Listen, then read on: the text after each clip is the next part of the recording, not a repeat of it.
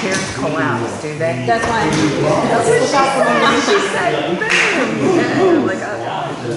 most of the time they just slip out slowly, and it depends on how it's adjusted. Like that one looks like it's This is adjusted probably back. set up just for See me. that one? See how that one's angled forward? You'll slide right off.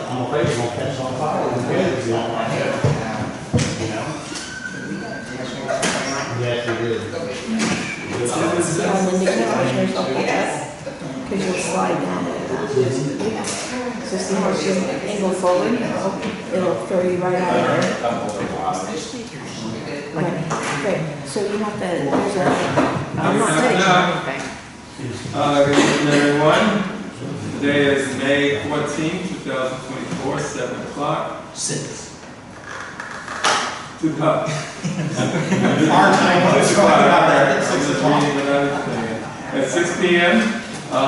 This meeting is a workshop, and the topic is septic tanks. So we'll have a roll call. I'll call the roll. Zone 1. Present. Zone 2. Here. Zone 3. Zone 4. Zone 4 is absent. The mayor is here. At this point, we will have our ceremony now. We have the pledge. It's actually a deacon in attendance. Mayor, can you give us an open prayer? Sure. Thank you. We go in. God, of gracious Heavenly Father, we thank you, Lord, for the opportunity to gather together today, and we just ask, Lord, to be with us and guide us. Give us strength, courage, and wisdom, understanding everything we're about to undertake. In Jesus' name, amen. Amen. I pledge allegiance to the flag of the United States of America and to the republic for which it stands, one nation, under God, indivisible, with liberty and justice for all. Thank you very much. Our office today. Notices in accordance with section 2028.6.0105 Florida statutes. Any person desirous of appealing any decision reached at this meeting may need a public record and of the proceedings. Such a person may need to ensure that the debating record of the proceedings is made, which record includes testimony and evidence upon which the autonomy of the board may be based. The public is encouraged to speak on issues in this agenda that concern them. Anyone who wishes to speak should submit requests to the city clerk prior to the beginning of the meeting. These forms are available on the front table. That being said, parts of this meeting. Let me just read what I got here.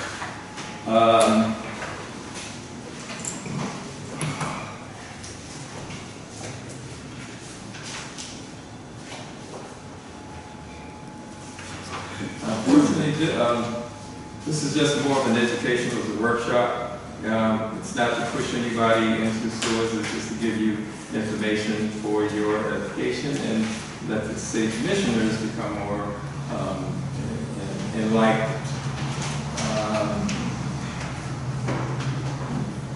Now, I'm going to read what you have in your agenda. Florida is not included in the Yarmouth Spring PFA, which this means is that enhanced nutrient reducing OSTDS systems are required for new construction on lots of more than 1 acre or less. We're not in that particular area. This is from John Gruber, who is the environmental specialist, and he sent this letter to our city administrator. And just to give some alphabet interpretation or explanation, the OSTDS, it's abbreviation for on-site treatment disposal systems. New law mandates that new construction permits of septic systems in lots of acres, 1 acre or less in the DMP map area, as well as the RAP, must now include on-site sewage treatment and disposal systems as of March 6, 2024. That is the reading of this. Moving ahead, this is probably what we're going to be able to get, hopefully some more insight. I'll read the first page, which is septic tanks. We all know what septic tanks are, but just for giving it a clarity. Septic upgrade incentive program, which does not apply to us because we're not in this particular area. Through Florida Department of Environmental Protection grant, Volusia County received $2.2 million to provide rebates to homeowners for septic systems upgrade. The rebates are available only if the priority focus area of the DeLeon Springs for up to $10,000 for existing conventional septic systems upgrade in a single or two-family residence or mobile home. Rebates will be paid directly to the certified septic system installer and state licensed plumbers retained by the homeowners to update existing systems. Contractors must be pre-approved by the county and permitted by the Florida Department of Health before working begins. This doesn't apply to us, but this is part of our package. What is the septic problem? What is the problem with septic tanks? Scientists from the Florida Department of Environmental Protection conducted studies to figure out what is negatively impacting the water quality in Blue Springs and found that the top two contributors to reduce water quality in Blue Springs are nitrogen from septic tanks, which is 54%, and residential fertilizers, which is 22%. Studies in other areas in other springs and coastal waterways have shown similar results. At this point, I'm going to just refer to our comp plan. One of the designs of our comp plan was to manage our growth, and one of the decisions that was made back when the city developed the comp plan was that we would be on septic and not sewer. Septic means that you have to have a space in front of your yard that would be able to contain a tank. Therefore, the minimum lot size would require you to have space enough to put a septic tank. To larger population could overgrow that. So that was the city's plan when we came up with our septic, when we came up with our comp plan. I don't remember how many years ago that was, but it was designed for the specific purpose.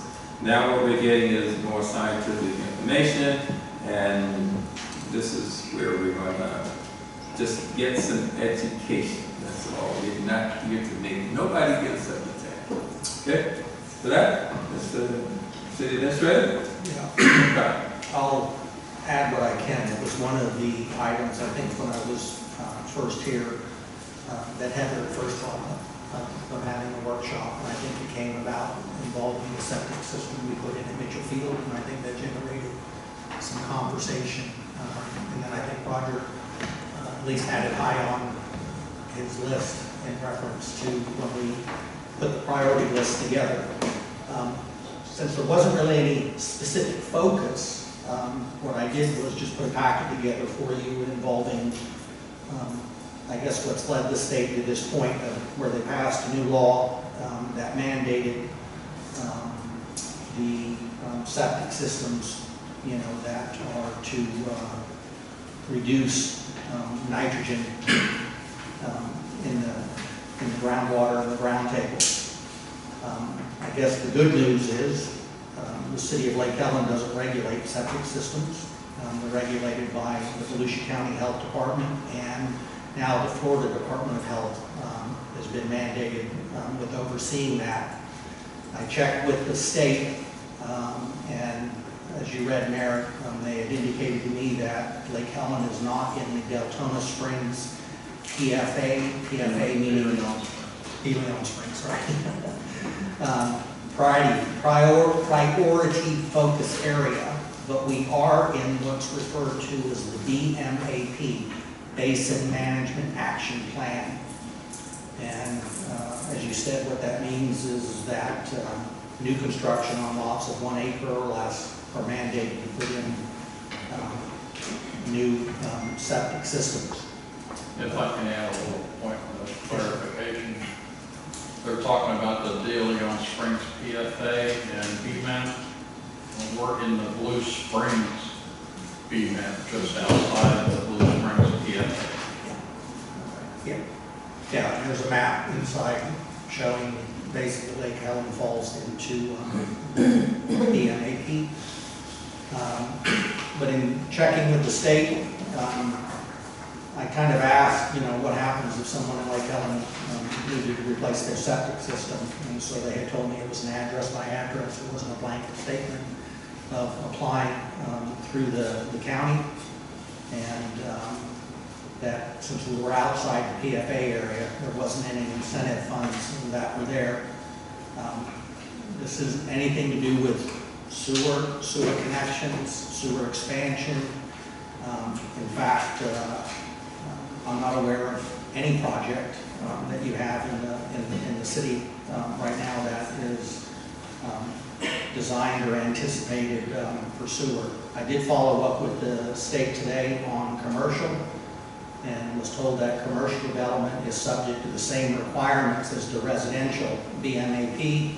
So that means any commercial development on lots of 1 acre or larger, they're also required to put in the OSDS, such as the erotic treatment units. The difference on commercial is its size based on the density of the project and number of units that are there on that. It does state in the state statute that I think the long-term goal is by 2030, either replaced or new septics that would go in would be of the nitrogen reducing. But other than that, I'm going to have to ask you guys, I guess, what is it that we want or to go or to get. I did talk with Scott about regulations, and he said there are times the state or the county, and Volusia is a charter county, so they completely regulate particular issues and preempt local government from adopting any regulations. So the city is prohibited from adopting any regulations on certain subject matters. However, there is a preemptive that the state or the county adopts minimum regulations, and local governments can adopt a more restrictive regulation, not less restrictive. Whether the local government has that authority to adopt, he didn't know at that time because he hadn't done research on the new state law. So unless we were looking at increasing or being more restrictive than the state, there wouldn't be a whole lot we have to say or do about septic systems, since they don't even apply to us. They don't get a permit from us. They go strictly to the county. Any inspections are all done through the county, and now they're under that division by the state. So I'll open it up. If there's anything in particular that the commission was looking for or expecting. Maybe I should put my thoughts out about the topic and why I wanted to just revisit this. So we had previously talked about septic back in August of 22, I think. And we had done some, we had been discussing about should we make more stringent rules here. And now the topic has come back because of Mitchell Brothers Field, and there was septic put in there, and there's been some discussion with some of the public and myself about what that would have looked like had we done the nitrogen offloading or the OSTBS, all the letters, OSTBS, my apologies, I can't get that one. And so, I know that the goal is ultimately to have a plan by 2030 for the septic systems to all be upgraded. So my thought, and looking at the Springs map, it looks like part of Lake Helen is encompassed in the adopted VMAP. So where I'm where, I guess with the goal, what I'm trying to understand and see if we want to work toward is adopting a policy that would facilitate not just the new construction, because there's already a rule about that for 1 acre and under, but what about commercial? What about above 1 acre? What about if a system fails? And so I would like to look at what does it look like if we adopt a policy that says, okay, any system that fails between now and 2030 needs to be this upgraded system. Or do we want to incentivize people to go that route instead of mandating? I mean, we do have options, but I think ultimately with the new regulation that's coming, we did see a little bit of that discussion at the West Volusia Summit by the Volusia County Public Works Director, I believe is his title. And, and the implications of how that would affect septic. And I think it's eventually going to filter down. We are a low-lying state, as we know. There's a high water table. And so ultimately, I think it's going to affect everyone. And to stay ahead of that, instead of just waiting until the last minute, could, potentially save us financially from either having to incentivize or having to credit out for people to afford it, or the dreaded word sewer that nobody wants to hear. And I, for one, am not necessarily in favor of doing that. So I don't think we could afford to burden that financial. So ultimately, I'm just trying to see if maybe we want to look at an ordinance. Long story short, because I tend to not explain, so I felt like I need to over-explain today, that any failing or existing residential or commercial systems will need to be upgraded when they're repaired or replaced. And my suggestion would be that we incentivize or mandate one or the other for commercial to automatically default to this, whether it's more than an acre or not. And so I don't know the legality of that. I know we have a question out on that, but that would be my ultimate. I don't know how everyone else is feeling. I know Roger, you had originally given us a lot of information and had done a lot of research on your own. So maybe if you want to tell me what your thoughts are, and you can see who's sharing. From what you described, what it looks like to me is you want to put us in front of the 8 ball and be progressive instead of always being behind the 8 ball. Yes, exactly. Exactly, because I fear what the financial burden will be down the road.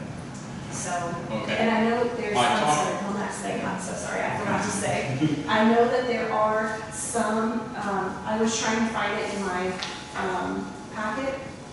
You know what, I'll find it, but there's a way for people to apply for, I highlighted it actually, for the innovative system permit requirements, and there's a permit application process that I believe will be instrumental if that's the route we want to go. Okay, sorry, that was the last thing. Promise. I did do a lot of research and I reached out to a company and they actually have a lot of different terms. Where Lake Helen uses septic systems, septic tank systems. There's 2 types of sewer systems. One is a municipal sewer system that goes into a line and pumps it to a treatment plant that treats the plant. The other sewer system is installed in a person's yard like a septic system, but it's an in-ground water treatment plant that reduces, or this company's system reduces 80 to 92% of the nitrogen out of the thing, and it uses a smaller drainage field than what the septic system requires, because it's only discharging the water. And I asked him about if it would be capable of being used like the effluent water is used to water lawns and stuff like that. He said theirs is not, because they don't treat it to kill anything in the water. Whereas the treatment plants, before it goes out into the system to be pumped onto the large fields and ballparks and everything, they treat the water prior to. So they says theirs would not be able to be used in an irrigation system at this time. To be able to do that, add that to it would be too expensive for the homeowner. But their systems, depending on what type new, a brand new system will run between $13,000 and $20,000. It's a triple tank system that's monitored by the cell towers. It sends a signal to the cell towers and monitor. If something goes wrong, it sends a message. The guy comes out, fixes the problem, and then every once in a while they have to come out and do a test, a water test on the system to make sure it's still functioning correctly. Is that an extra cost? That's as far as there's always an extra cost in the person coming out, but if you want to be progressive and step to the future and have less contaminants in the water, the cost outweighs the pollution. It's like a commercial restaurant. They have to have their hood systems cleaned, they have to have their extinguisher systems maintained once or twice a year, and it costs a couple $100 each time they come out and do it. And that's what this would be once a year, depending on the company and everything, whatever their fee is for the person to come out and just take a couple samples to go and run tests is all they're doing. If it's a replacement system, because they got to remove the old system to put in the new system, it's costs between $23,000 and $32,000. But the way I look at it, we can be progressive and look at. And they also said that, because I asked them about the grants and stuff like that, he says right now, because of the area we're in, we're not eligible for the grants. But he said there's always grants available through the state and the federal government to create incentives for people to move to the new systems and install the new systems. So that's something we could look at, is finding out, and even going to where Senator Wright is willing to work with us and to see about creating a grant if we become progressive to be able to do these systems, to offer that to the citizens that want to have theirs either replaced or building new. I know when I talked to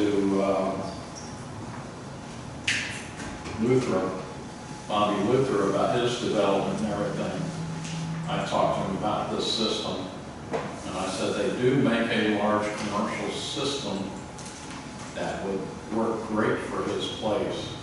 And so he was going to look that up and see about what that would be to install that. Rather than having multiple septic pit systems, he would have one treatment plant that would treat all of his buildings instead of multiple septic systems. So, but they do have things. See, in Florida statute 381.0065 is the on-site sewage treatment and disposal systems regulations. They got a lot of information about what the state requirements are for municipalities and counties and states and stuff like that. And St. John's Water Management, what they have to do, what the DEP has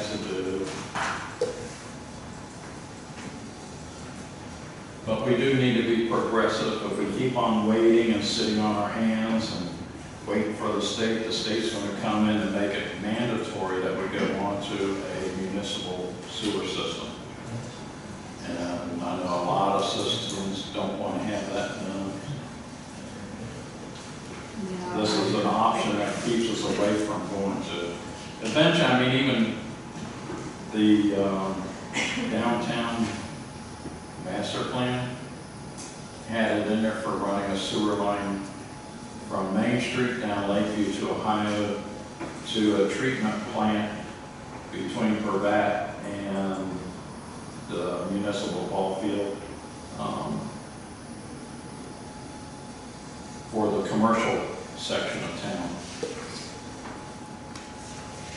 I mean, that's still an option for the commercial section, but a lot of the residents don't want to. This is a way of not requiring, and this is called a sewer system, even though it's not a municipal sewer system, because it's treating the water on site. And that's what they call the on-site disposal system. Long before they had the Baltimore camp coming in, supposedly, there was a plan to develop, which was now our employment zone, which is the Main Street to Summit. And the idea back in those days were there is a pocket plant up in the golf course in Victoria Park, and the city had at one point considered running a pipeline down to the I-4, burrow under, and come up on the other side, which would be on the other side of Main Street. The existing buildings and structures up there, they already have their own septic. What would happen, in mentioning what would happen if they were to fail, if one of those systems were to fail, then they would have to come across the street and get into our system. That's the evolution of things, which turned into Auto Mall, and then them getting the water that, you know, they opened up the floodgates, so to speak, because at one point they weren't getting the rhythm that they wanted, which early. So at some point, that was the discussion that they were going to run the line from the sewer system in Victoria Park to meet on the other side, which in theory, with what we were looking at the time, in theory, that would save us from having to run from the septic system down to, the only thing we would have to do is do what do you call it, a directional drill under I-4 and come up on our side. That was just to be able to get sewer into the city without having to make it citywide. The Costas plan, when he showed me his plan, which was for the, what do you call it, the pass-through. What he was looking at was the developer had shown him his plan that would include 110 units, which would then make the septic required in each unit. However, if they were to increase that number to 120 units, then instead of having septic in each of the locations, they would build a pocket septic system so that that would give them more space, because you didn't need to have a septic drain fill, and then that was just planned. But at least it was on their idea. We could either go one way or the other. If we're going to stay septic, they can only get 110. If they're going to go with their own septic system, then they can go up to 120. That's what somebody had a drawing to do. And in the meeting that we first had, some citizens kind of gave me some, gave you all. One of them just came from Todd Preston. First of all, we know the state is steering toward these systems in lieu of going on centralized sewers. By upgrading the system, we will establish a pattern and a precedence. We have these, I'm sorry, I didn't get copies. He sent this to everybody on February 16th. In that meeting, he gave it out, so I didn't produce it, but available. Upgrading systems, you will establish a pattern.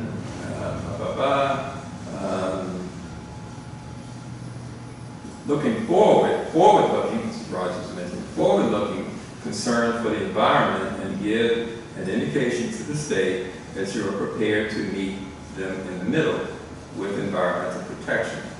If you continue to do nothing to address the state's concerns about environmental impact of septic systems, it is almost guaranteed that the state will eventually force the city of Lake Helen to convert to a centralized sewer. This is his opinion. This is what he just shared with us. Secondly, should the city ever decide to come out of their shell and become forward-looking regarding protecting the environment by creating building codes that require ATS systems for new construction buildings, how would it look for the city to mandate such things without practicing what they preach? How can you ask others to do what you won't do yourself?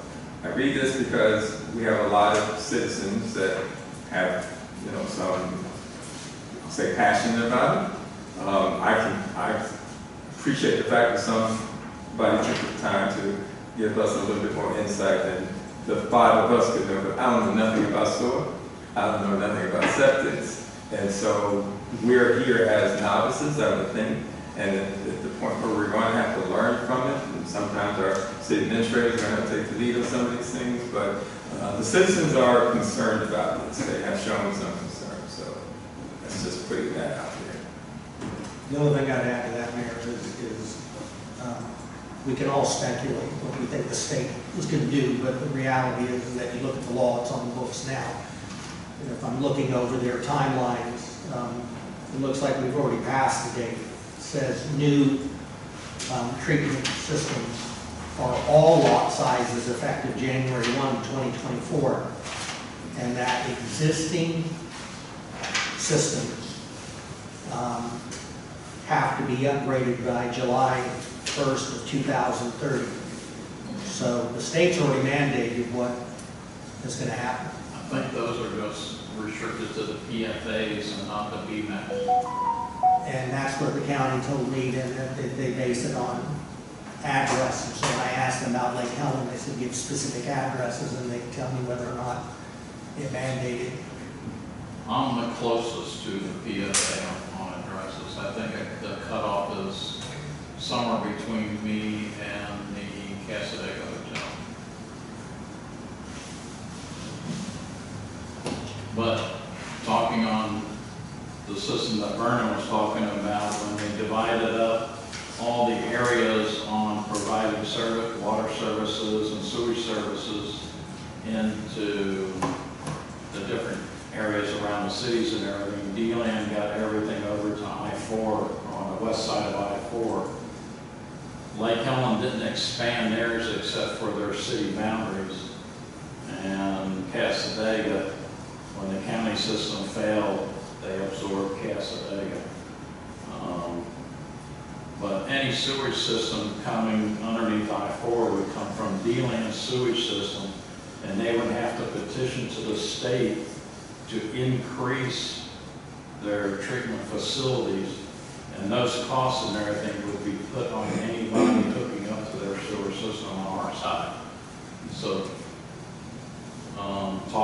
like I said, when I talked with the guy from his company's actually out of Georgia, but they do a lot of systems in North Florida and North Central Florida, and they said that their systems, with the incentive packages that they have for those PFA areas, are cheaper than what it would cost to hook up to a sewer system.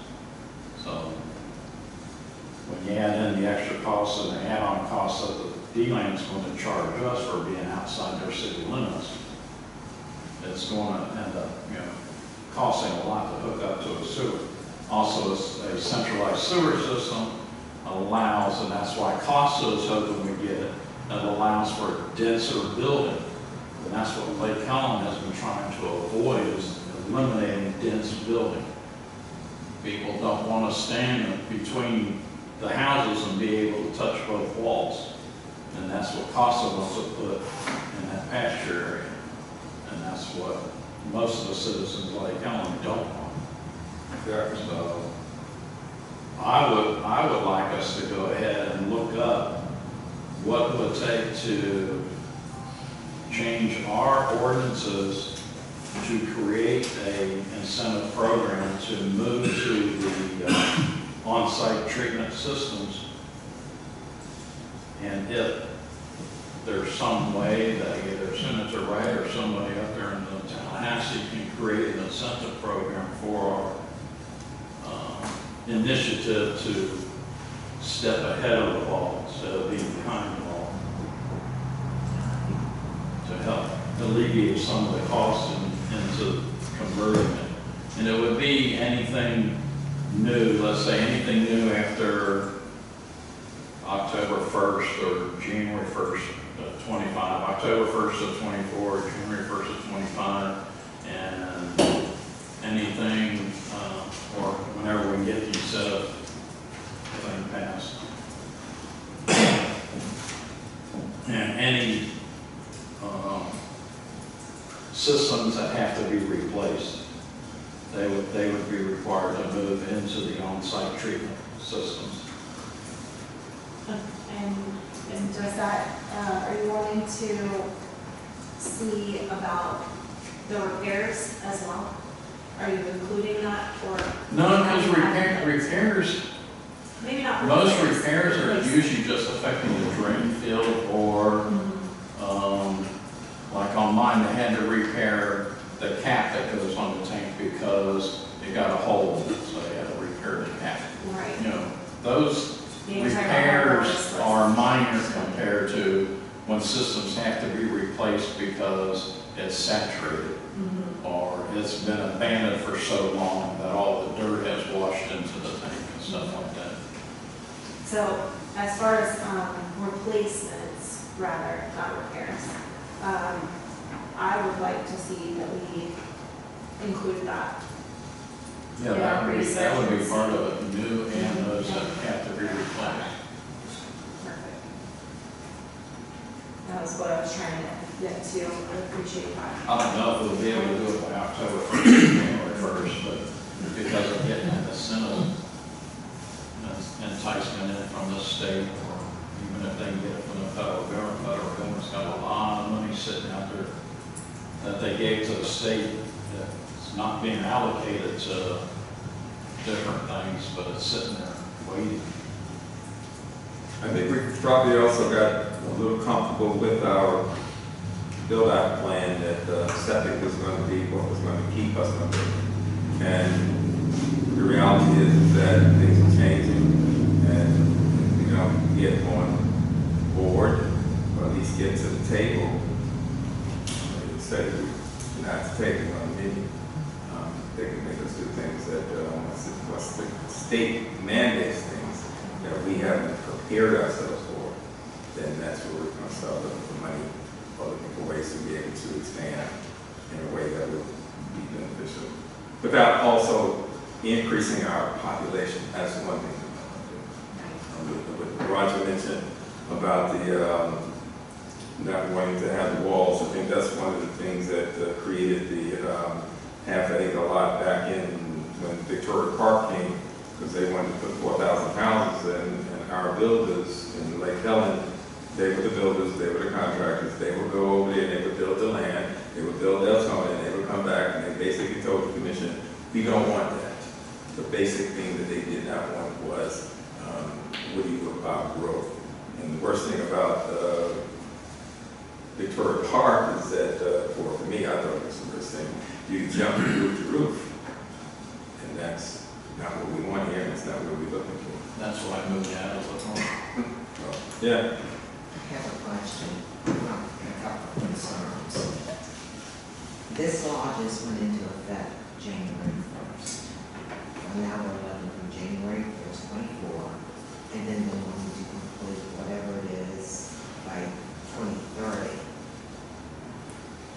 We're not, even though we're a BMAP, in the BMAP, this program is only offering rebates to PL Pavilion Springs.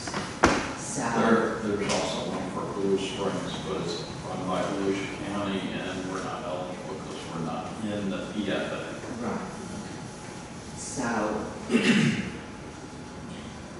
not being in that priority focus area, are you wanting to go out and just start kind of putting your fillers out with elected officials in higher places to try to get incentives in to meet that 2030 deadline date? Because what if I don't have a sewer system or a septic tank? But what if You my, have a sewer system. well, we have our own. That's right, yeah. Right. There's two of them like I that. have had septic tanks, so, which I never had a problem with. I had the largest and the largest rainfield. But what if something should happen to, let's say Heather has septic line, what if something should happen to her septic tank? It completely fails tomorrow, then what do we do? That's gonna be based on her as a homeowner to replace her septic system, correct? She has the option of going by what's currently allowed or advancing to the new system on her own. Well, what? And the incentive, we're trying, what mine is to put out to the legislators, because they're looking for things that they want to create to pass in the next legislative session. Right. So, Out here.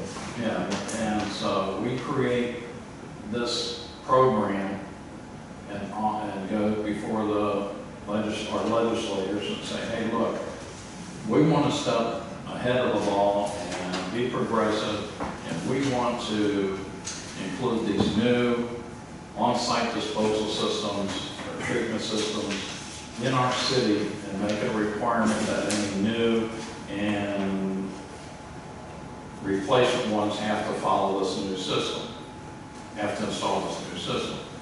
We want to create an incentive package, but we need funds from the state and the federal government to do that. They will create the legislation that will generate or create the request for the funds. Then it's going to be the final thing that the governor's going to say yes or no.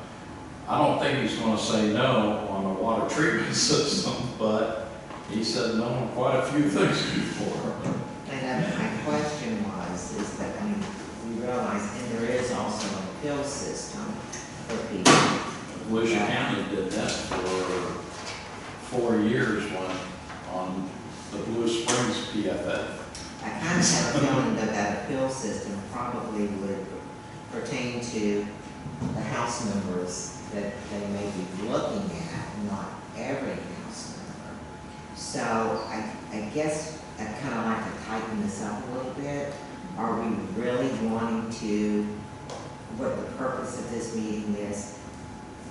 Commissioners get together, a commissioner does on his own, her own, and starts looking for those fundings. Like, then I'm looking for funding for City Hall. Is that what we want to do for the incentives? Because certainly the city's not going to be able to incentivize anybody who has a family septic system.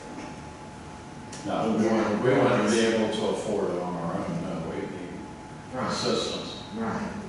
So is someone looking for approval to go on out there and start looking for the funding? Which I think is a great idea to incentivize before we get to 2030.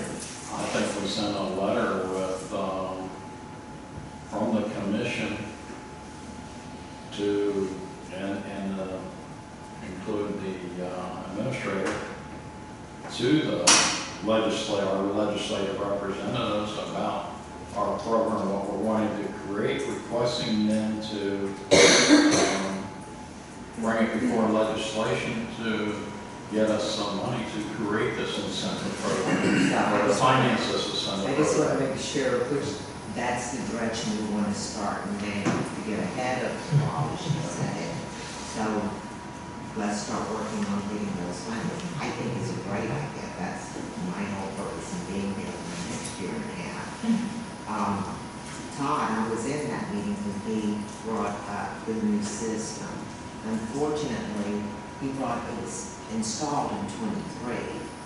the new law didn't go into effect until 24.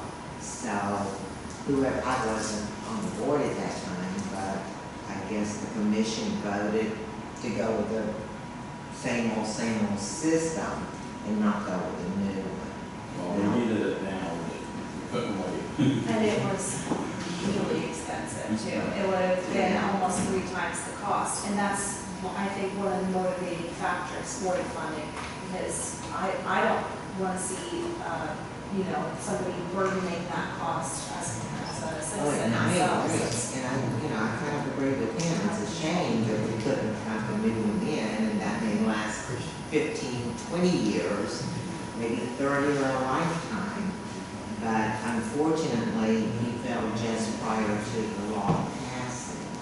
But I do know that there's a citizen in Lake Helen that had a failed system and was working against the clock to get a new system in before that 24 day. So the system was out there, it just cost a fortune. So if what we're looking for is, this is starting that discussion, starting that process for the commission to write a letter. The tanks are actually cheap, you can buy them at Lowe's. The expense is the manpower and equipment to install them. Well, but if we've got money from the federal government, then that should, I hope, help, depending on how much they want to give us. And you said there were 2 systems. I thought I saw where there's. Well, one of them's a centralized actually system, 3. one of them's a centralized system, one of them's an on-site system. Okay, I thought I saw in this packet where there's Well, actually there's, 3 systems. of the on-site systems, then you break it down into multiple levels. You can go with the in-ground tank system that treats the water. You can go with the one that puts a treated, I forget the name of the dirt that you put in. It's a layer of dirt that goes between the drain field and the aquifer that filters out the nitrates out of the water, but it only does about 60 to 80%. It doesn't do the 90 to or higher percent. Okay, well, let's say there's 2 systems. I'm sure I saw 3. Well, there's 3 systems now, because the other one is it's a biomaterial similar to mulch Yeah. that you put down.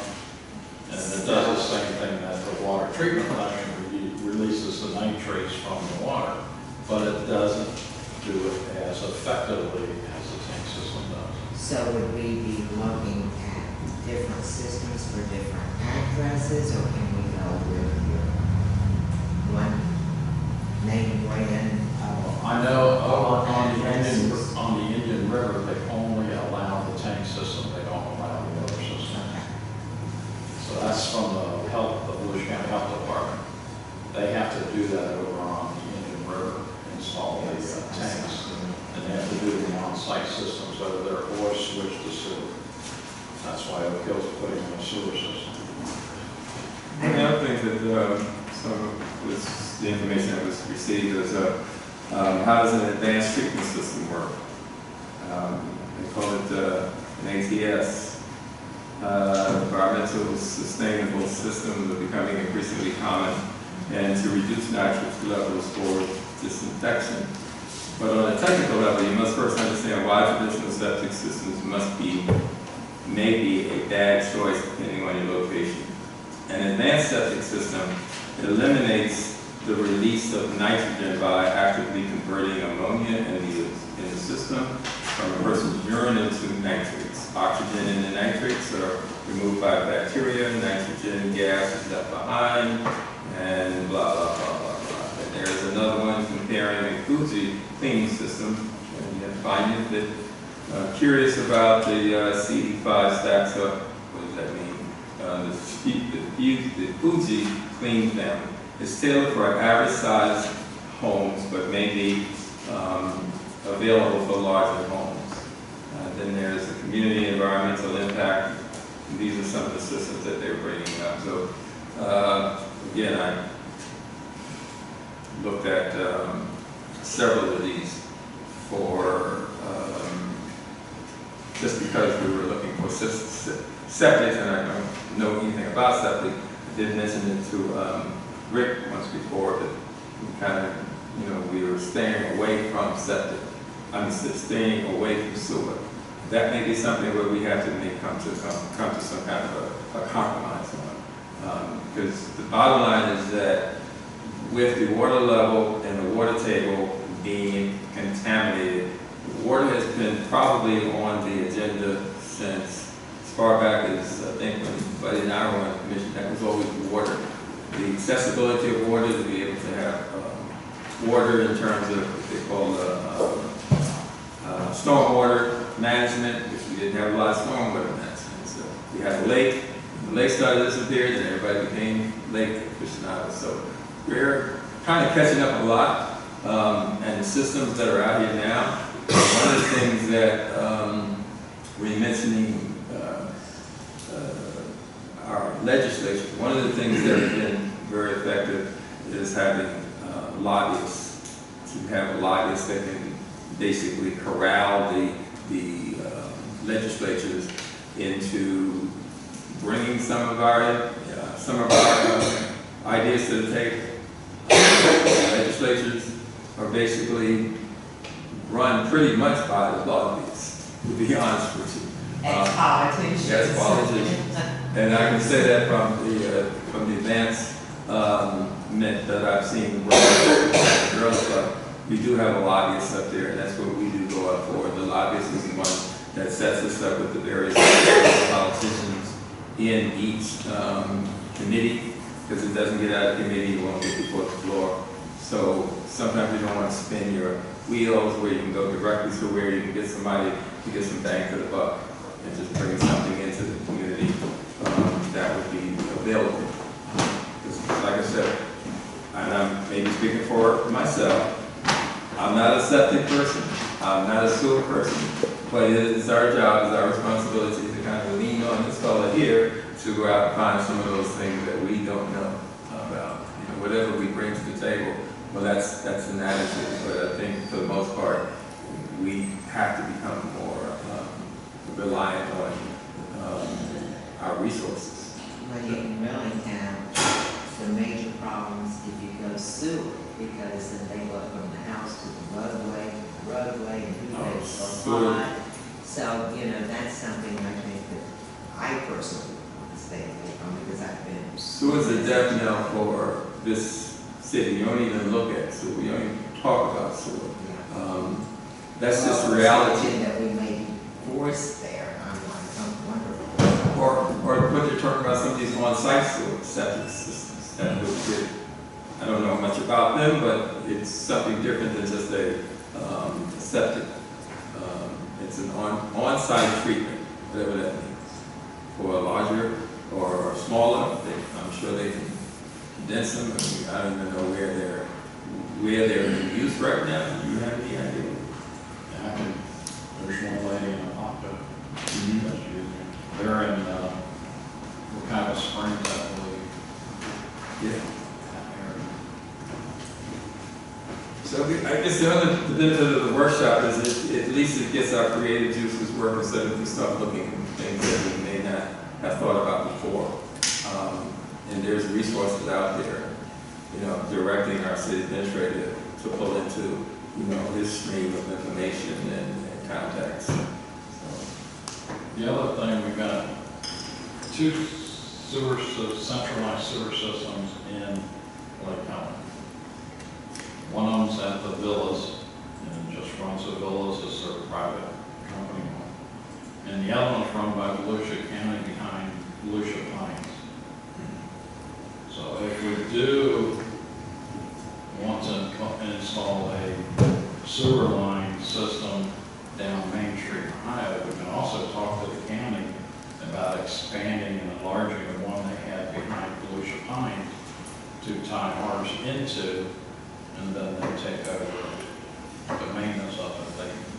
They run the one that's behind Deltona High School, the county does now, and that covers the Amazon plant and all the residences across the street from high school and stuff like that.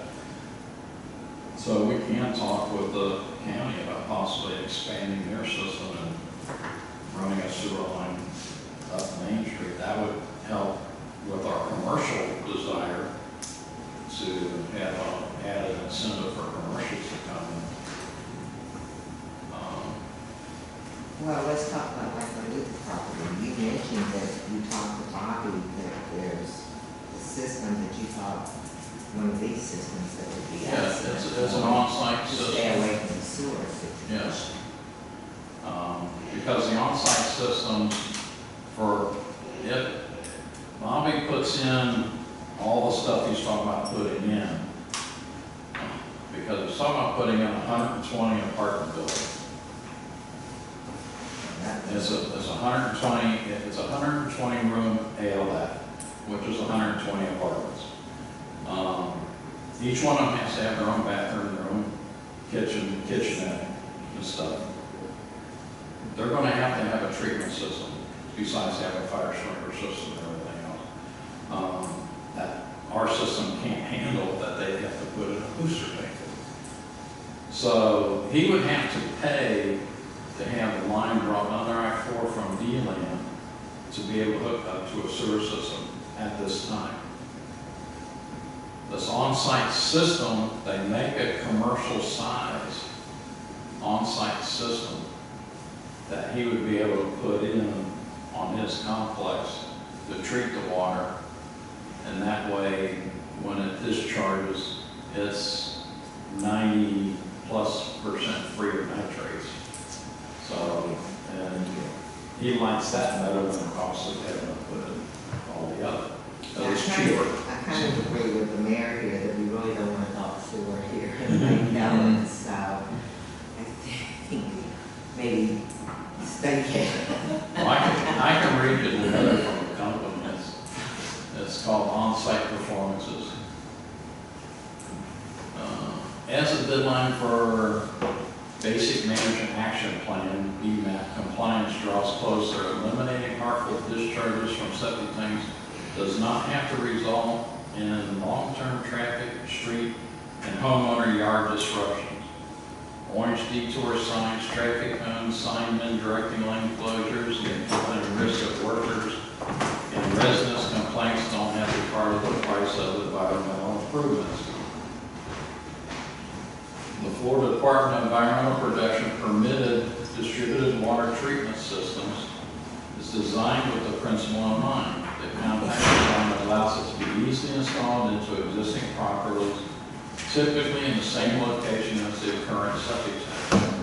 The DWTS is installed in less than a day and only requires 2 hours of plumbing time for the homeowner. Plus, cutting-edge treatment processes ensure a high-level removal of pollutants from the wastewater, and removal monitoring and ongoing oversight ensures compliance. This means not only a reduced environmental impact, but also a system that operates quietly and efficiently, minimizing any disturbance for homeowners. Susan Furchet, a resident of the city of Apopka, says, "For me, it was no harm, no foul. Yes, they dug a hole in the back for about 2 hours, but they resodded it themselves later that day. It was like nothing ever happened. I have zero complaints, and neither do my neighbors or landscapers. Plus, I lost power about half a dozen times a year, and the system has continued to work flawlessly during those times, even when the power was out for 8 days after Hurricane Irma. Meeting the state's mandate should not come to the expense of driver safety, worker risks, and frustrated consumers. Please reach out to me for more information." Well, looking under these eligibility requirements, it appears to me that this program for the land swings is BFA or whatever, it's really designed for the current homeowner with their issues with septic tanks, especially when they put in bold letters, no commercial property and no new residential construction. So think this might take a little bit of, you know, the technical. So you got the city, you got the county, you got the state, and then you got the federal. Most incentive programs are for the existing residences because new construction has added costs in its own. Commercials always pay for stuff, and then when they get done, they pass along the cost of the product to the customers. So everybody gets their money back one way or another. Well, I mean, I'm all for you guys trying to let's get some money to the county. I think there might be just a bit of a hurdle, you know, looking at the pecking order of what we've got to go through, because basically we're really gonna start with the city, almost jump the county, the state, and go right to federal, or if you go to the state with Wright and see if he can help you. I think that's your best plan, and then let him get in the mix with the county. Well, it's going to take a lot of writing, a lot of talking with our fellow representatives from the county and the state to push the program and show our commitment to wanting to improve the environment in our area. And I think that it will go through if it's worded right. And what's good, Roger, is that right now we've started. You brought in Senator Wright, we've had the congressman in. Come Monday, we're going to have Webster, we're going to have Jeff Brower. These are the times that people can talk to them and see what they're doing. You know, you just probably did it the other night. You found out there's money just sitting out there. That's what we've got to do, is get to these elected officials in some of these higher offices to help us. That's my reasoning for it. Let's see what we can do. And I'm all for it. I think it's a great idea. Jeff Brower did give a speech. This has been a couple of years ago, but he did give a speech about water quality in the Indian River, area there. So he might really be willing to assist us in attacking this problem. And also, you know, we're in our city, we're a monarch city. We have our lake restoration project that has gone on. We're conscious of all of those things. Why wouldn't this be something that we could focus on? And to stay ahead of it and to not have our citizens absorb that cost when ultimately, I think this is coming sooner rather than later. Because, you know, I'm looking at a map, the Blue Spring shed, and a lot of these dots are up against, if not inland, as high for septic system recharge. I don't know how up to date this map is, but it's coming. That's my opinion, but I mean, I can see the writing on the wall, and I know our citizens feel very strongly about sewer. Well, and I think anything that we can do for the citizens as well as I know we do today. Right. Whatever we can do for the citizens with incentives, with taxpayer dollars, all the way up to the federal level, we need to keep going for it, you know, and keep the sewer lines out of here, because that can really be a mess. I think one Especially thing because we've got rotating sewer too. we also have to take into consideration and wasn't discussed right now is that as a result of Live Local, one of the things initially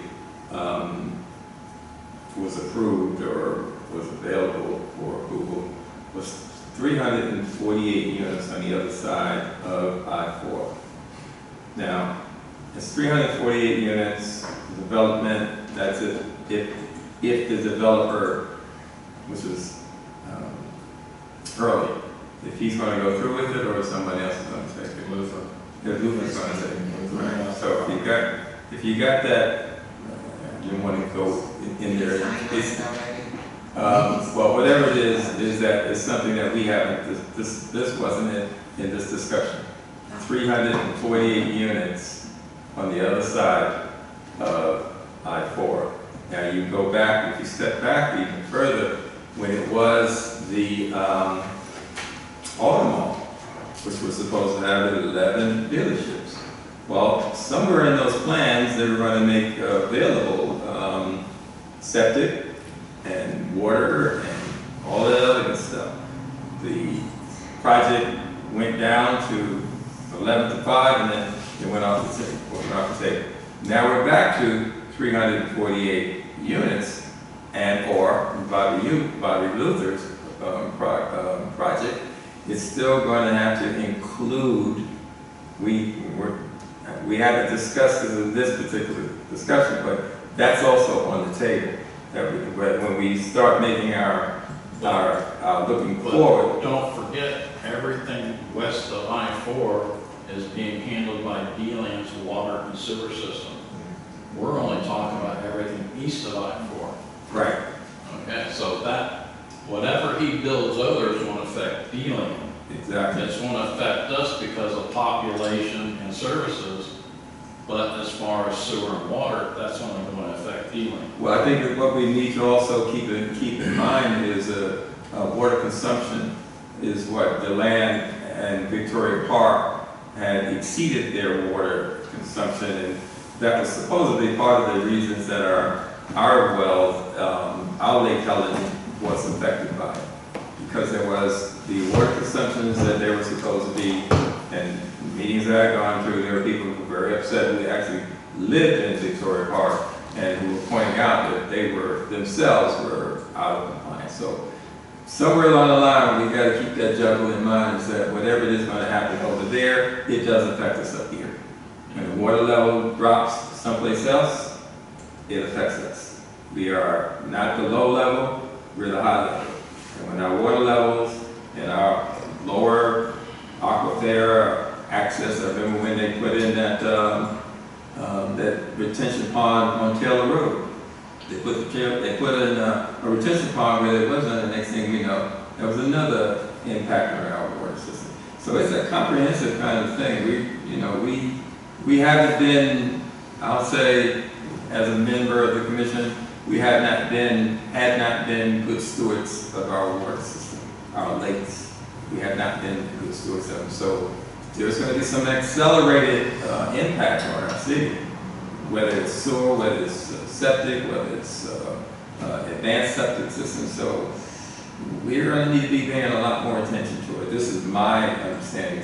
This is the feeling that I was given based on the fact that we have that in our backyard. It is in our backyard, but it's still on our block. As far as water goes, on the world side level of it,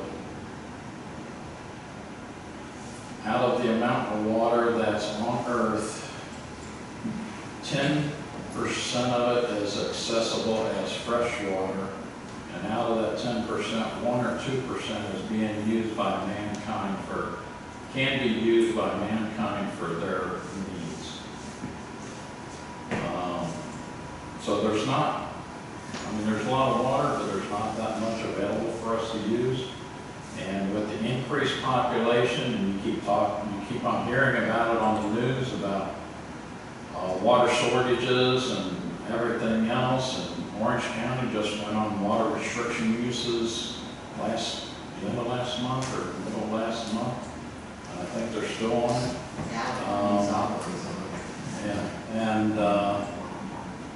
We're going through a drought system pretty much right now. We haven't had as much rain as we've had in the past during this time of the year. And other cities are looking for places to get water. Newton Beach has a well, about 2 miles east of us, down 44. DLAN petitioned the county and the state and got approval and installed a well at the fairgrounds, and Lake Helen said nothing about it. That drastically affects our water, draws it out of our area, that water that feeds our wells. We're looking at putting in another well at a church in Pennsylvania because our needs for our system. So these water treatment plants, these new systems, putting cleaner water back into the system and trying to keep the water local, clean, makes it available, more available for us in our area, for our citizens to use. So anything that we can do to bring it about before it becomes a mandatory thing, if we can get assistance from the federal government or the state government to create an assistance program for citizens to convert to the new systems, it would benefit us in many, many ways. We need to be aggressive about it. That's my opinion. We need to go full speed ahead and ask for as much money as we can to every person that will listen and try and help our Figure what, citizens. 2,000 people in Lake Kellen, or 2,800 people in Lake Kellen, times 10,000 would be what? Oh, not on your calculator.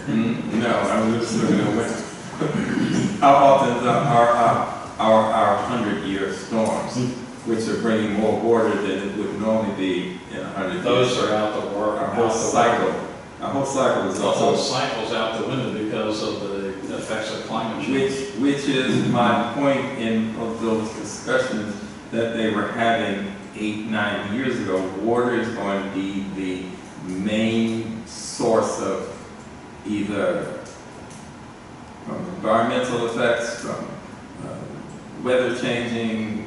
We're not even at that place yet. We're not even having those discussions. Miami's already flooding when it's a dry. So I hate to bring in too many big pieces of picture, but there's not one thing that we can look at without having to consider something else. And I'm glad you said that, because I'd like to add on, if we started off with what is the problem with septic tanks, and the stats are 54% of the nitrogen gets the, pollutes our waters. But then there's 22% of residential fertilizer. And if we could all be cognizant of fertilizer, I do everything natural. If I have to go above, I do it with pepper, salt,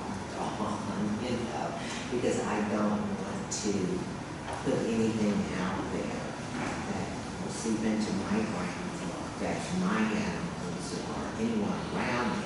So I think that there's a couple of things that we can do in-house too, and try to preserve and cut down on water pollution and try to save that part of it to rain. The reason why you get the pollution from fertilizers on land, and the reason why in most of Florida, there are certain times of year you're not allowed to apply fertilizer, which I think we're getting into that season now. Is because this delayed action, so it sits on the ground, rain comes along, washes it into the street. Where's it go from the street into the stormwater system? Where's our stormwater systems go to? Straight into the lake. It doesn't go into a retention pond before going into the lake. That's another issue I have with our stormwater system. Well, I think anything. So it all gets into the water. I mean, look at dealing with the golf courses, the chemicals and everything they used on the golf courses to maintain the golf courses polluted the wells around the communities around it. And they had that big blow up, about 5 or 6 years ago? And they had to come in and clean it up and reimburse people for their wells and stuff because of it. Well, you can look at so many cities and so many states, starting with Virginia, that horrible, Camp Virginia. Camp Virginia, horrible situation. It was covered up, We really don't know what we're doing here in Lake because I don't think there's any great studies where we are. But if we can all cut down on that kind of thing, preserve the waters that we have, move forward, I think this is a great RCA busy, he's got a couple of letters to write. Because money's in here and out, you know, with incentives on the new septic units. Because that's what this meeting's about. Well, it's to give them direction on what we want. This is a step in that direction. And I wonder too, I wonder about, if FDEP could provide any direction maybe or guidance, because it says the source and amount of financial assistance to be made available by FDEP, Water Management District, or other entity for listed project, and description of best management practices adopted by rule. And then it says, you know, what you read about the fertilizer, but then it says the total nitrogen load reduction to the Floridan aquifer, I got a hole here now, required maybe, to meet with TMDL is 48,743 pounds of nitrogen per year. To measure progress toward achieving the necessary load reductions, FDEP has established the following milestones. And then there are several milestones listed so that they can reduce by 48,743 pounds within the next 20 years. So maybe that would be a good resource, since these are their goals. And if we can assist with meeting those goals, they may be able to assist us in meeting ours. It would be a good place to start. I was told one time, it never hurts to ask, and really doesn't know and stuff. I know in one of the federal budget things, they push for upgrading the water systems nationwide. They want to eliminate lead pipes, they want to eliminate galvanized pipe, which galvanizing contains lead, and they want to eliminate asbestos piping and all that out of the systems. A lot of it came out of because of what happened in Detroit. I forget how many billions of dollars were earmarked for it. The state of Florida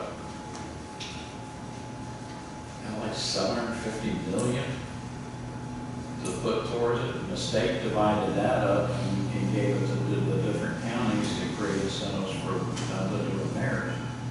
I don't know if we ever tied into it to help get some of that money to fix our system, but money's always there, and a lot of times they said that a lot of money gets put out there, the information don't get out to the people or to the entities, and then the deadline comes and the money goes back because it gets unused.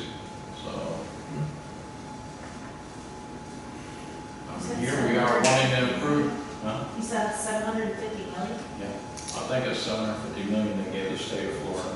So that's more than 100 million per county. Pretty much. I think Volusia County got a couple $100 million. That's how they did the De Leon Spring. They had finance at De Leon Springs approved it. Right. Expanding D-Land system up into De Leon Springs.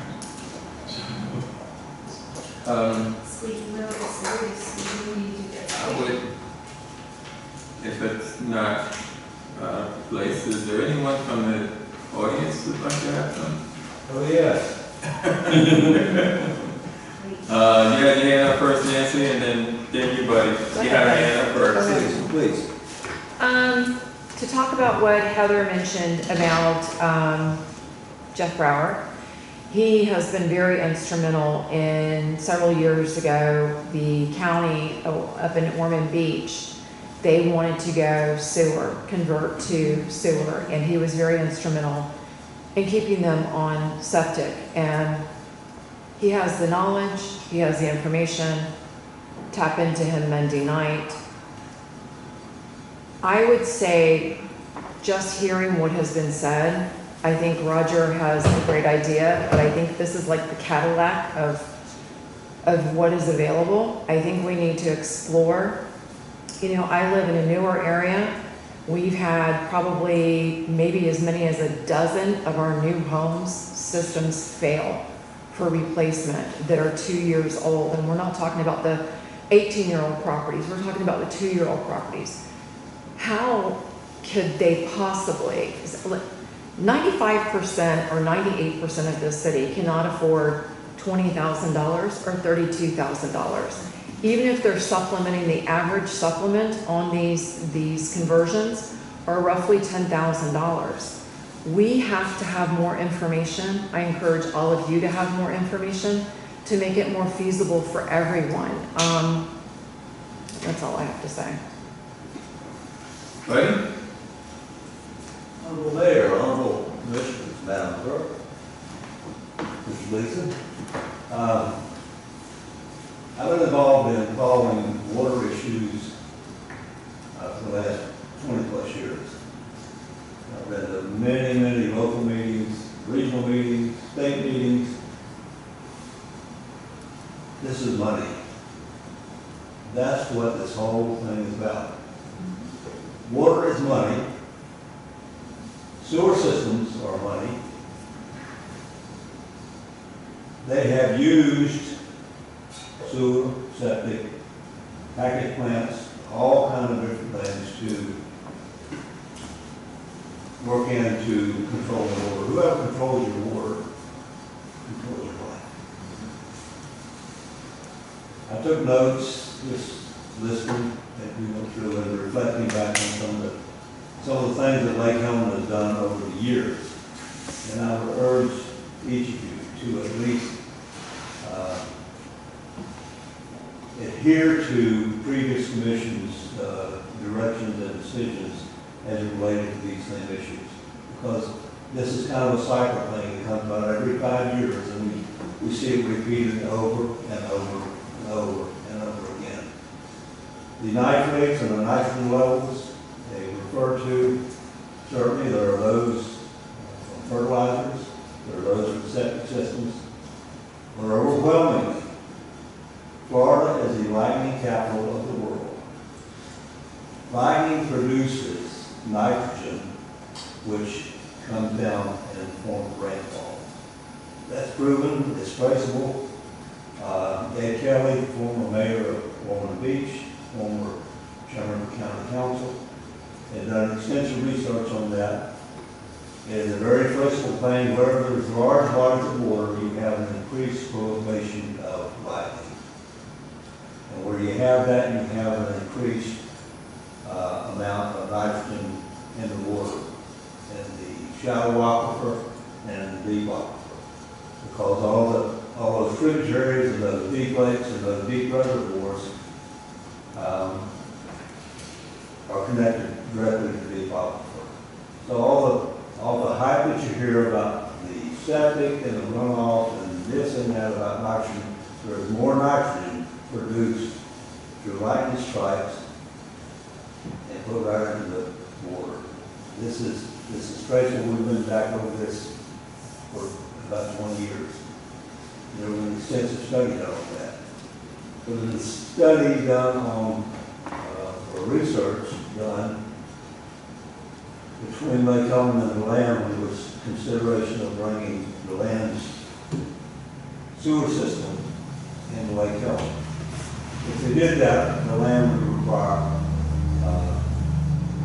that revenue, their water coming into Lake Helen for that portion that would be treated, because the land fluoridated and they fluoridated the water. The water that we produce in Lake Helen would not be treated at their treatment facility, because they would have to change their whole program, or we would have to change our program to adapt to that chemical composition that had to be treated. So Lake Helen has a long history of sitting back and waiting and fighting. Bush County over the past 20 years have created 3 different water entities, all of which failed. And Lake Helen was the driving force in getting recognized for shared in those meetings, they ultimately failed. We had a strong contingent from Lake Ellen, Bob Williams, remember him? Yeah, Jack Hardy. very well. We had citizens go and become involved with those groups when they were discussing these. And that's really important. I can't express that enough. It's important to engage the community when we're talking about these issues, because we all catch this at first blush. And we hear something, and well, that sounds good. And we hear something about septic systems. We hear something about improved and upgraded. That's all fluff. It really is. Not that there isn't good study and good wisdom and good products out there to treat our environment much better. And we all have the buzzword that we've got to be environmentally sensitive. We've got to take care of it. But we've got to be forward thinking. We've got to be moving. We've got to be ahead of the eight ball. We've got to do. If it's not broken, don't fix it. Yeah. Time is always on our side. Don't always feel that we have to jump out and fix the unfixable, or fix that that's not broken. Let me see. Senator Salmons 8 years ago introduced legislation requiring sewer systems throughout the state of Florida mandate at the cost per landowner, not just the resident, but per landowner. And landowner had to have sewer connections to the parcel of property to the tune of between $8,500 and $11,000 per resident, which is a big thing, right? And Roger mentioned Bobby Luthra and the property out there. That's deja vu. I went through that with Bobby Luthra 7 or 8 years ago. John Knox Village was partnering with him. He and put a satellite John Knox Village in Lake Ellen. He was opposed to a package plant, and that makes the most sense of anything.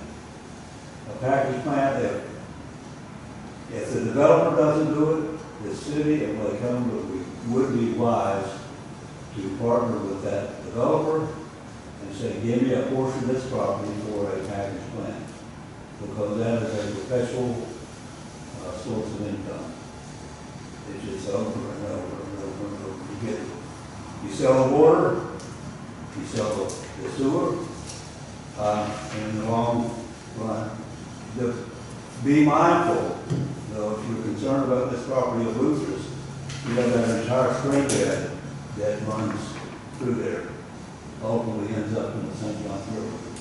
So that's one thing that you need to think about and be concerned with. When Senator Salmons introduced that mandatory, and we were really upset with him over that, and he said, look, even if we mandate it, we cannot compel Lake Ellen to do that. The whole system, through the whole process for at least 60 years. So Lake Ellen sits at about 58 feet above sea level, which is about the best location in Volusia County for septic systems. They work very efficiently. The failed systems, some of the new systems, I don't know if you referenced that, or Nancy did, they're not really at the snuff to what they're touted to be. So I'm just concerned. I'm certainly concerned you ever push for sewer, because there are certainly alternatives to that.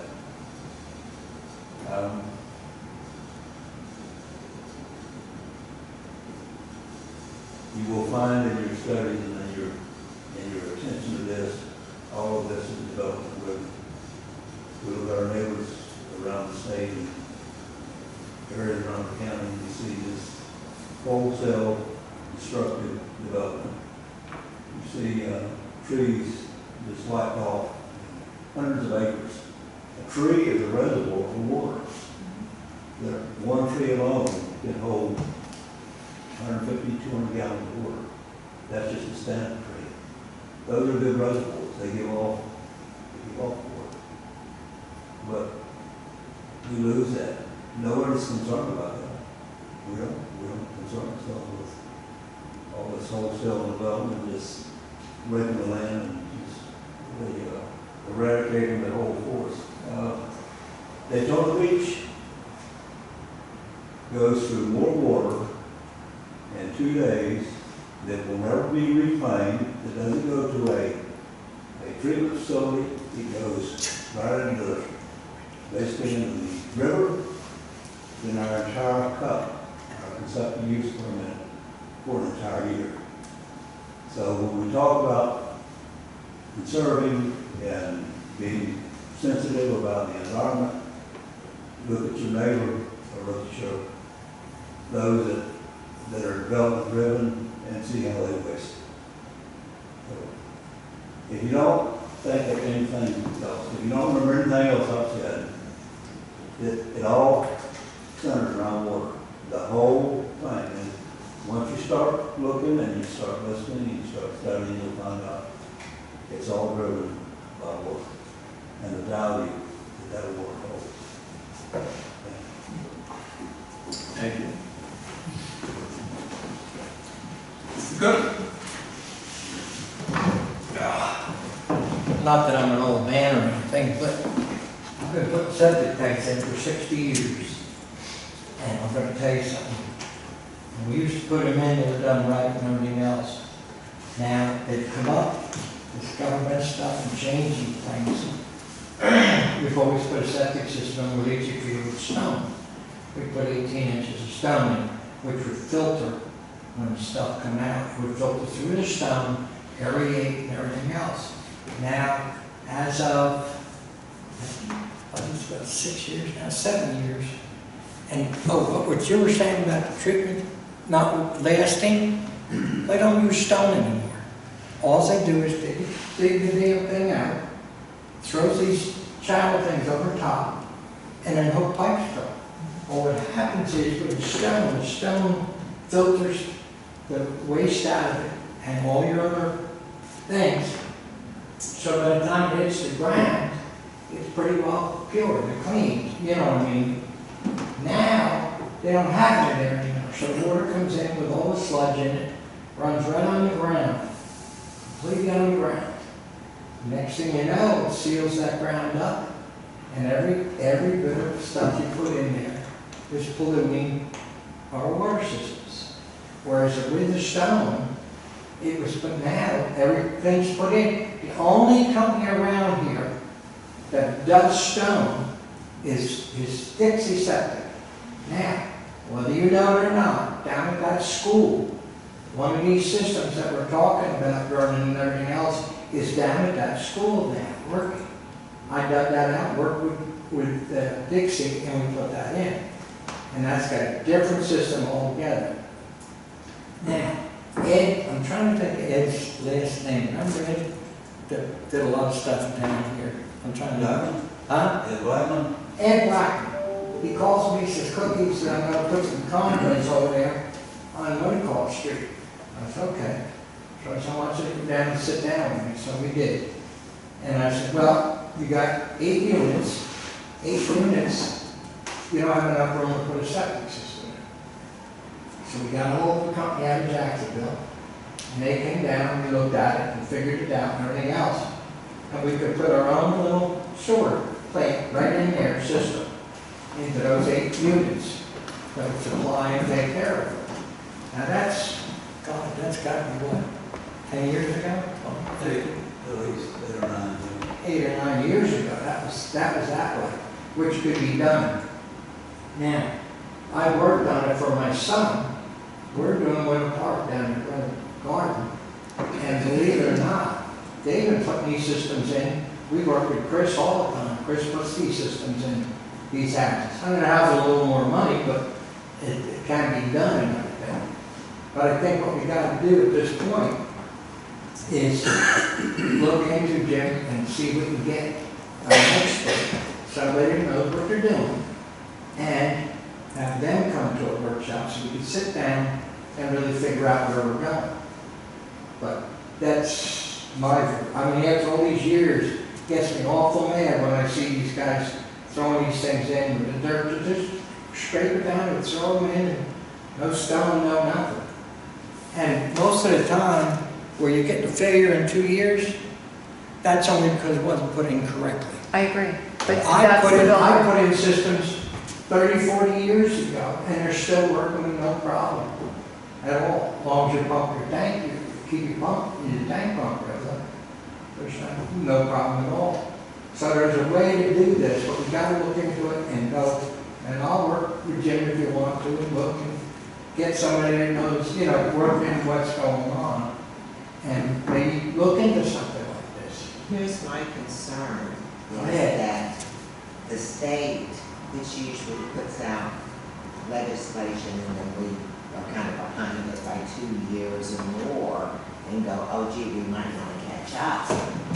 They've already placed the law there and as of January 24. These are the systems we have to go through or use. Am I correct in saying that? So we need to be a proponent of, we can't go backwards. We have to. We can't do less than what the state requires. Exactly. And so the state requires now these new systems. So we can't go back and say, well, we want to put in the usual, the great ones that you probably built that lasted 100 years.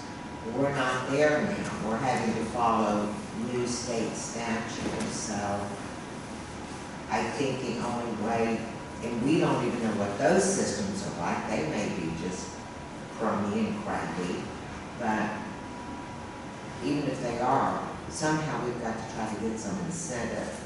And that's why I kind of like this idea of let's moving forward, because we can't go back and put the old systems in as of January 24. Well, let me explain something to you. Okay. What made this happen, get rid of the stone, doing these new systems, who came through? The state, came right over here. And when they approved it in the land, through the environmental company there, I went to them and said, what's going on? I went to the state capitol and spoke on it and said, where are we going? You're talking about pollution, and here you people approved this to put these systems in. And they ain't worth a damn, they're not working. So that's, you're talking about the state. Wherever the power is politically and so forth, that's where it happens. So, but we can. Unfortunately, we have to abide by it right now unless somebody can go up there and change it. Oh, is that true? Do you have to do that? I didn't know that. Well, I just want to thank you, Turkey, thank you, Mayor. I sat next to you long enough to learn to lean on your wisdom. So I appreciate that. But I could not, yes? Yeah, before you go on, I came in late, I'm sorry, but I heard talk maybe we might change our ordinance, we'd like to change our ordinance and make this that you have to do this. The health department, don't they mandate what septic tank goes in? So until Volusia County mandates that, I don't think we should put a burden on top of any system. Nancy mentioned it, I mean, we got homes that don't even pay taxes here, so you can't throw a $20,000 bill at those people. So until it's in stone that they have to do it, then they have to deal with it. But don't put any ordinance in place saying we want to be proactive and as this state we're going to do this. But I don't think our constituent would like that. I don't think that we can do that though until we can get the funding in place. Am I correct? I mean, we Well, it would be mainly a new system. Right. Like Cookie said, a properly installed system will last a long time if it's properly maintained.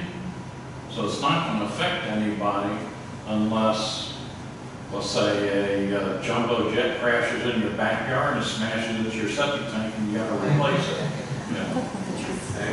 So, And I think the idea is to not burden the taxpayer with that.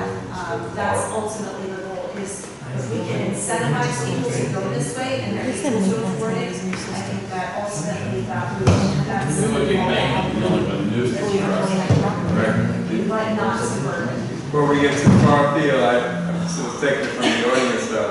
Ricky, I would like to hear from you since you are a ward person. Is there any input, any suggestions, any idea? None? I don't think they've been out that long enough to even say anything, about any of the septic systems. Yeah, we have probably all the new ones out there. Everybody's got a better way, but like Cookie said, the stone and all that's worked for years. The infiltrators, they work for now. The new ones haven't been on the market. It's like buying a new car. First one you bought off the lot. Is it gonna work for 10 years, 20 years? I hear people who have the new ATS systems in, some of the guys install them, they said they're a living nightmare. If you have any problems, you gotta pump them all the time. They have to be redone, the lines have to be redone, depending on what you buy out there. They're high maintenance. You have to have a maintenance contract on them. Every 2 years you gotta pay for it. I mean, that's a burden on, like Ron said, it's a burden on everybody. I couldn't afford it if we had to do it. I mean, I understand you want to do that, but I also go back on what Buddy had said. Years ago we had the wave. They come in, oh, you're not gonna have no water. Let us buy your water. Let's take your plants over. We in Pearson decided not to be in that. Only two, if I remember right, Buddy? Only two, and that place dissolved. Mr. Martin wanted to take our water because they're over there drilling, getting saltwater intrusion. And they want our water, they want us to go to St. John's and have it trucked out here so they can have our water. We are good stewards, Lake Helen, in the water part, the cut permit, things like that. But as you know, they all suck from the same place we do. We don't have a divider where it says this is Lake Helen's water, that's their water. We do have, Jim and I are working on right now, the lead and copper. The state's DEP's come down with a new lead and copper inventory. Got to go to every house and do all kinds, dig up everything. It's a massive amount of money that's now mandated that we're going to have to do. So we're trying to get the funding right now, hopefully to get it where it's a pass-through. But they bring these things down on us and they expect us to just, oh yeah, go ahead and take care of it. But we don't have the money or can get the money that other places get. And that makes a big difference. Same with our water right now, We're pumping quite a bit of water out there, We try to save best we can. But in the end, look at the land in them. They just, come on in. Take extra 5 billion gallons a day. But he's right. Daytona or whatever, they put so much untreated water right here in the river all the time. They did that back before 2020. They were dumping millions of gallons a day of water that's non-treated. Eventually we'll be drinking that water that's treated. Mark my words, we'll be drinking reclaimed water. That's coming. But they dump that every day. If they're not worried about it, start there. I think Nancy wanted to say something. Yeah. Just got something to say. Ricky's right. These systems, Al, they're putting them in every day. We put them in every day down in Winter Park, all the time. But the problem is, in the other systems, you got 4-inch pipe. Ricky's completely right. Now they're putting them in with these 1.5-inch lines and stuff, which is already mashed up and thrown through these lines. And it's not the same. Ricky's right. They're done and they're illegal, but they're not right. They're not doing the things right. That's all. A buddy, what he called, Gene Palmetier took me out to the new developments the other day. We spent a couple of hours out there. Let me tell you something. You see those thousands of homes. I mean, as quick as they can clear their building, I'm talking about thousands of homes, and that's a wet area to start with. So where's their septic systems going to go? Thank you. Yes, I'd just like to caution you guys about, like Ron said, about not doing an ordinance. Say that you did an ordinance and you're waiting for money or something to come from somewhere else, and my system fails. And I'm stuck because of this ordinance putting in a $32,000 because they're going to have to rip it all out. That isn't fair. That is just not fair to all of the residents here. So I would just caution about any ordinance. You might want to check things out and see what's there. I would also suggest looking into all sorts of different systems. I mean, but why, if we're mandated by the health department, why not just go with what they're doing? It's already an upgrade to what was there. And I'll tell you on a side note, I own a property that has a septic tank that's over, knock on wood, 60 years old and never had a problem with it at all. So, Nancy's right, I think what we should do at this point, sorry, but I think Nancy's perfectly right. And I think what we should do, we got 6 years here. Before we jump into something, and start putting in ordinances and doing this, let's find out what we're doing so we do it the right way. That's all I got to say. That's why this is a workshop, because we had this, Well, I'm just no saying. decisions come out of this. This is just brainstorming, and I'd like to hear from the city administrator, because you kind of absorbed all this. Is there any directions that you would like us to? Can I make a? Sure, very right. You're talking about the requirements of the health department and everything right now? The health department is the one that's requiring those systems that Nancy reported as failing. That's right. So do we want to go and continue allowing a system that's failing to be installed? It was approved and permitted. Yes, approved and permitted by the health department. The new system, The systems that she's talking about, that's always failing. the older system. No, the new systems, well, are they failing throughout the city or are they the just current failing? systems, the septic tanks. Since 24. No, Okay. they're not requiring the 24 yet from the health department. I want to hear from the city administrator. Is there anything that we need to help you with, or is there directions that we need to come to some conclusion on? Well, I'm just going to echo what Nancy and Ron said. I think before you talk about an ordinance with any kind of mandate, you find out how you can fund an incentive with a reoccurring source. Because if you set up any kind of mandate, you don't know where the incentive's coming from, then you put a burden on people without an opportunity of helping them out. And if this commission and other commissions have shown that sometimes you don't have the will to do what you're supposed to do. If you don't pass on a garbage increase and you pay for it out of reserves, you have a study done on stormwater and then you don't adopt the fee that's done, I'm kind of reluctant in the sense of putting an ordinance in place with an incentive unless you know then where that incentive's going to come from and a dedicated source. And that's what I said, well, I know That's why I said that we don't do the ordinance until we get that's this. incentive, right. And I don't think an ordinance is needed at this point, and maybe I'm misunderstood this conversation, but I thought we were moving in the direction of trying to find funding so that we can incentivize people to do more that is more restrictive than what the health department is requiring at this point.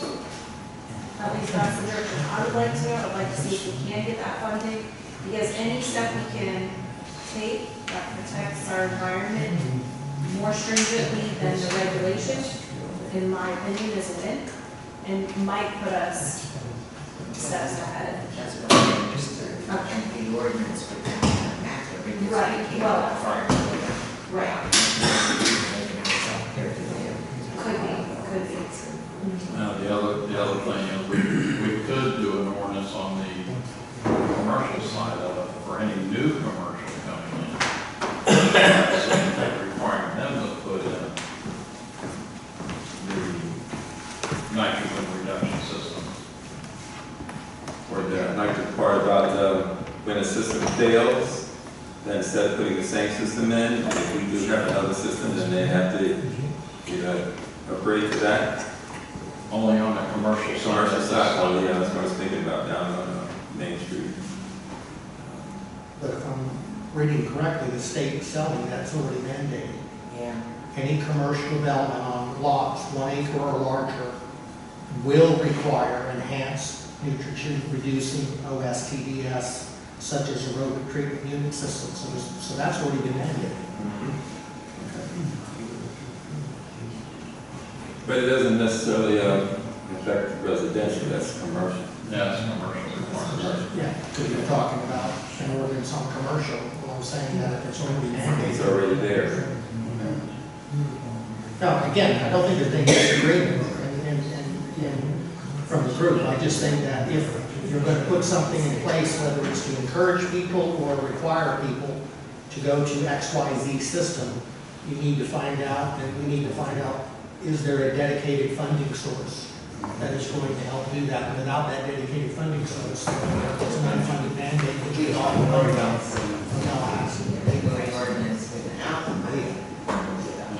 Then we're going down to like the state does to us. Yes. Mandates without funding source. Mandates without funding. Okay, so I understand it's the focus on the incentive fund on one side. Okay. Is there anything else we could offer or lean on? I mean, I'll be reaching out to my counterparts within Volusia County. I mean, Lake Helen is not the only city in Florida going through this. There are some cities, just like Lake Helen, that are 100% septic, so they wouldn't be the only people chasing funds. I mean, I would be surprised if there isn't already discussion, and we can find this out from the state reps, that there's really more leadership needs to come from the state, because, you know, if they're going to mandate what's there, and there's no funding to come along with it, then they're putting that same burden on individuals. But I mean, so this isn't unique to Lake County, this is across the entire state. Yes, the word needs to get out to our elected officials and higher offices. Because I think what, Rick, just on the water system alone is 8 million plus for the distribution system? Yeah, 8 million plus. We're gonna need money. We can't afford that. Citizens can't afford that. We don't get funding for that. You can't do the plan. I mean, there's no way we can ever do that. I mean, we need to, but we've got to find money out there, you know, and get firms in here that can find the money to help us and do that at the same time. But there are firms out there that do that. You know, there's a lot of money out there we've missed over the years, and we still have anybody in place that can find it and do the paperwork and get it for us. I think we're leading in that direction right now, trying to lead in that direction to get funding for things so we can not have all the burden on our citizens, you know, and pay that. We also do, a quick note, we also do nitrate testing every year in the water too. I will go back and see if I can get a DOH or somebody, maybe Florida Rural Water, to go back many years and maybe do a graph or something. If it is, I'll send it to you.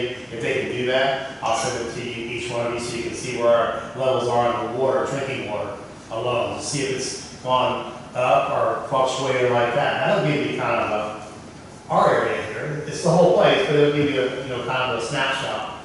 I'll see if they can do that for us. Where are we at the paying back the loan for the water?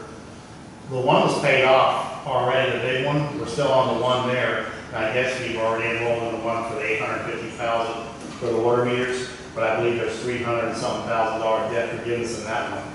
So we're at like 500 something probably for that one. I think we're going out for another one for 500, right, Jim, for the planning of that. And so you're at $1 million right there. And that's before you can even dig and put a shovel in the ground. That restriction that we had was that we could not give away water, and that if someone had a leak, they came back and from a vacation, I know they used to come before us, and that was because of that, the contract would not prevent us, would prevent us from. Yeah, I don't know if they re-rented over the years or not. That's something we have to check into the SRF loan. They can tell you what we can and can't do with it. Under a loan with them, because we still are under the one we did North John Street well, put a new tank in and put a new generator on it in. That's the last one we have right now that's still ongoing. Well, I said, anyone else have anything else to add? Yeah, they were talking about, Buddy Snowden was talking about the tree canopy and everything. If anybody watched the FLC webinar on Monday from the Department of Forestry, that's what they were talking about. And there is a state map that shows the changes over the years of the tree canopy in our area. It's an interesting map. I think we're down 4% or something. And you might want to take a look at the Florida Department of Forestry's website. They got a local program in there to help with tree replacement, and that might help your program on Arbor Day. Anyone else? Just adjourn. Thank you.